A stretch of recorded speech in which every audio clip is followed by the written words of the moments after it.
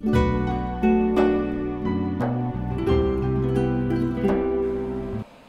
көп бауырлар ораза тұтады.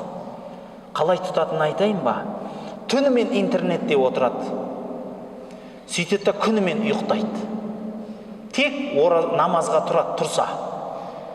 Сөйтіп кешке жақын асырда тұрады. Ойлайсыз ғой, енді бір құлшылыққа шығар десе, дәрет алып, жуынып, тамақ жеуге дайындалады.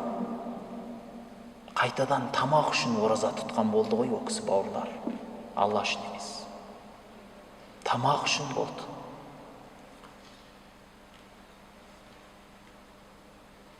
Қараңыз, ол кісінің аш жүргені сонда ұйықтағаны болды. Бауырлар, ол қандай ораза болады? Егер күнімен ұйықтаса, түнімен күнәсін жасаса қайтадан. Бауырлар, пайғамбарымыз қалай ораза тұтты деп ізденбейміз бе екен? Айша анамыздан сұрапты, пайғамбарымыз саллаллаху алейхи ва саллям қалай ораза тұтты екен деп. Сөйтсе, Айша анамыз айтыпты, басқа айларды қайдан? Осы айда пайғамбарымыз ерекше болатын. Түнін аз ұйықтайтын, күндізін көп ғибадатта болатын. Түнде бізді қайта тұрғызып, ғибадатқа қарай шақыратын дейді. Қараңызшы, ораза айының барлығы осылай өтеді. Рухани байлықпен өтеді, бауырлар. Екінші ақиқат құрбандықтағы. Яғни біріншісі жүректен болса, екінші ақиқат махаббаттан болады. Аллахқа деген сүйіспеншіліктен болады.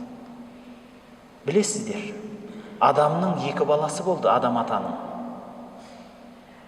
Екі баласы бір қызға таласты. Нәпсі, қайтадан ақиқат қой, өмірдің нәпсі. Адам нәпсіге таласады, тамаққа таласады екен. Екі ақиқат. Тамақ. Не істерін білмегенде құрбандық шалыңдар дейді оларға. Сонда құрбандық шаламын деп екеуі құрбандық шалады, біреуінікін қабыл етпейді. Неге? Өйткені ол адам малының ішіндегі ең әйтеуір біреуін береді Аллахқа. Әйтеуір біреуін. Махаббатын көрсете алмады. Ал біреуі малының ішіндегі ең мақтысын береді. Ең төресін арнады. Махаббатын дәлелдеді. Аллаға деген махаббат құрбандықта ғана білінбейді.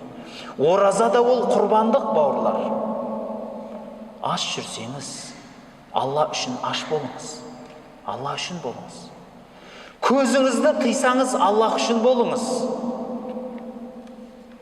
Бауырлар, ораза айы Құран айы дейміз. Осы Аллах үшін дегенді Құранмен түсіндіргім келеді. Құран оқумен түсіндіргім келеді.